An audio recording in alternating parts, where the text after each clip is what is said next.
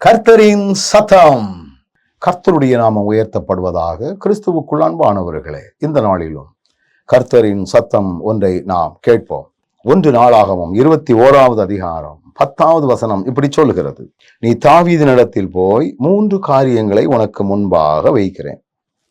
அவைகளில் ஒரு காரியத்தை தெரிந்து கொள், அதை நான் உனக்கு செய்வேன் என்று கர்த்தர் உரைக்கிறார்.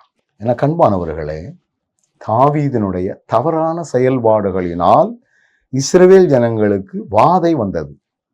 அவனுடைய தவறான செயல்பாடு என்ன? 21ஆம் அதிகாரத்தினுடைய முதல் வசனம் சொல்லுகிறது: சாத்தான் இஸ்ரவேலுக்கு விரோதமாக எழும்பி இஸ்ரவேலை தொகையிடுவதற்கு தாவீதை ஏவிவிட்டது. கர்த்தருடைய பிள்ளைதான் தாவீது. ஆனால் அவனுக்குள் இருக்கக்கூடிய ஆவியை பார்த்தீங்கன்னா, சாத்தான் அவன் ஆவியை ஏவனா அப்படின்னு சொல்லப்பட்டிருக்கிறது. இப்போ தன்னுடைய எல்லாரையும் அவன் கணக்கு பார்க்கிறான். தன்னிடத்துல இருக்கிற ஜனங்கள் எப்படி, எந்த வகையை சார்ந்தவர்கள் அப்படின்னு எல்லாவற்றையும் ஒருவேளை தொகையை கணக்கு பார்க்கிறான். இப்படி பார்க்கறதுனுடைய நோக்கம், எனக்கு இவ்வளவு மெஜாரிட்டி இருக்குது, இவ்வளவு மக்கள் இருக்கிறாங்க, எனக்கு பேக்ரவுண்ட் இவ்வளவு இருக்குது அப்படின்னு தெரிந்து கொள்வதற்காக இந்த காரியம் கர்த்தருடைய பார்வைக்கு அருவருப்பா இருந்துச்சு.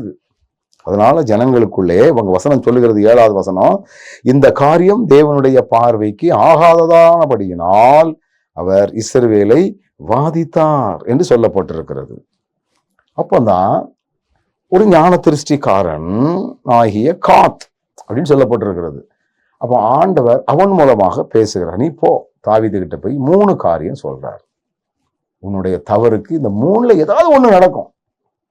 இந்த 3 காரியத்துல ஏதாவது உனக்கு கண்டிப்பா செய்வேன். 3 வகையான தண்டனைகள் அப்படின்னு அங்க சொல்லப்பட்டிருக்கிறது.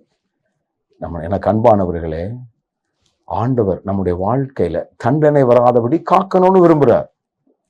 எனவே உங்களுடைய ஆவியை ஏவுறது யாரு? சாத்தானுடைய ஏவலுக்கு நீ உட்பற்றக்கூடாது. ரொம்ப கவனமாக நீங்கள் உங்களுடைய காரியங்களை செயல்படுத்த வேண்டும் என்று சொல்லி வேதம் நமக்கு போதிக்கிறது. ஆண்டவரே, நாங்கள் கவனத்தோடு உமக்கு உகந்ததை தொடர்ந்து துணிந்து செய்ய எங்களுக்கு பலன் தார்.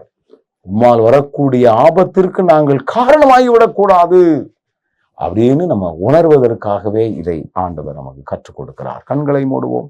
நல்ல ஆண்டவரே, ஒவ்வொரு காரியங்களிலும் நாங்கள் எங்களை கவனமாக ஆண்டவரை வைத்துக் கொள்ளத்தக்கதான பலன் தந்து எங்களை வழி நடத்தும்.